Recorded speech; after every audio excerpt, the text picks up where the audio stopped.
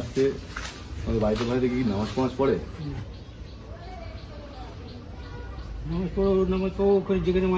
পাপা কি ধর্ম চেঞ্জ করে নিয়েছে? হ্যাঁ। তাহলে ওকে এই জায়গা থেকে চলে যেতে বলো। হিন্দু পাড়ার মধ্যে একটা মুসলিম ফ্যামিলি থাকবে আর আশেপাশে কালচার নষ্ট হচ্ছে, কমপ্লেন আসছে। একটা অন্য ধর্মের মেয়ে এখানে থাকছে, অন্য ধর্মের মেয়ে গরু ফরু যদি নিয়ে আসে, গরু ফরু কেটে নিয়ে আসে, তখন ঘোষপাড়ার মধ্যে মন্দির রয়েছে পাশে, তাহলে ওইটাই বলছি, তাহলে এটা অ্যালাউ করবে না যদি নিয়ে আসে? বাড়িতে থাকলে তো সমস্যা আছে। আমি তো বাঙালি না। হ্যাঁ, তো বাঙালি হয়ে একটা হিন্দু ঘরের লোক হয়ে তুমি এই জিনিসটাকে কি করে অ্যালাউ করছো? বাঙালি ধর্মের ছেলে হয়ে তুমি, হিন্দু ধর্মের সনাতন ধর্মের ছেলে হয়ে তুমি এই জিনিসটাকে কিভাবে অ্যালাউ করছো বাড়িতে? আশেপাশের লোক কমপ্লেন করছে এই জিনিসটা হচ্ছে, তাই তোমাকে আসো ভালো করে বললাম, এটা তোমাদের পাড়ার লোক হিসেবে বলতে আসলাম। এই জিনিসটাকে একটু দেখো, কথা বলো। যদি কমপ্লেন হচ্ছে যে হিন্দু পাড়ার মধ্যে একটা মুসলিম কমিউনিটির মানুষ সেখানে বসবাস করছে দীর্ঘদিন ধরে, সে ধর্ম চেঞ্জ করে নিয়েছে, তাহলে ধর্ম যখন চেঞ্জ করে নিয়েছে তাহলে সে অন্য জায়গায় চলে যেতে বলো, সেই জায়গায় চলে যেতে বলো। এটা 10 বছর হয়ে গেছে, এতদিন মানুষ বলেনি, আমি আজকে বলতে আসলাম। আমাদের এগুলো দায়িত্ব রয়েছে, রামনগরের একজন আছে, আমাদের এগুলো বলার দায়িত্ব, কর্তব্য।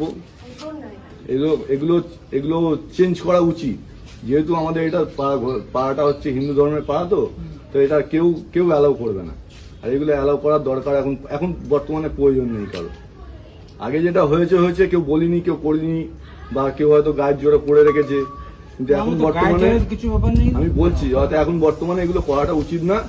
এটা ফ্যামিলিগত বা পাড়ার লোক হিসেবে, আত্মীয় হিসেবে তোমরা এগুলো বলে গেলাম ভালোভাবে। বৌদি, এই জিনিসটা বলো, যেহেতু ও ধর্ম চেঞ্জ করে নিয়েছে, তো ওকে ওর জায়গায় চলে যেতে বল। শুনবো, পরে শুনবো, এখন বলে যাচ্ছি, এটা অন্য জায়গায় চলে যেতে বল। আমার বাড়িতে দামোগা থেকে আমাদের বুড়ো বুড়ি দেখার মতো কেউ নেই। প্রথম হচ্ছে তাহলে ওকে ধর্ম চেঞ্জ করে নিতে বলো। তাহলে ছেলেকে ধর্ম চেঞ্জ করতে হবে। ছেলেটাকে ধর্ম, তুমি যখন জামাই হিসেবে মানবে, তাহলে ওকে ধর্ম চেঞ্জ করে নিতে বলো। তুমি একটা সনাতন ধর্মের মানুষ হয়ে তুমি এই জিনিসটাকে কেন অ্যালাউ করছো?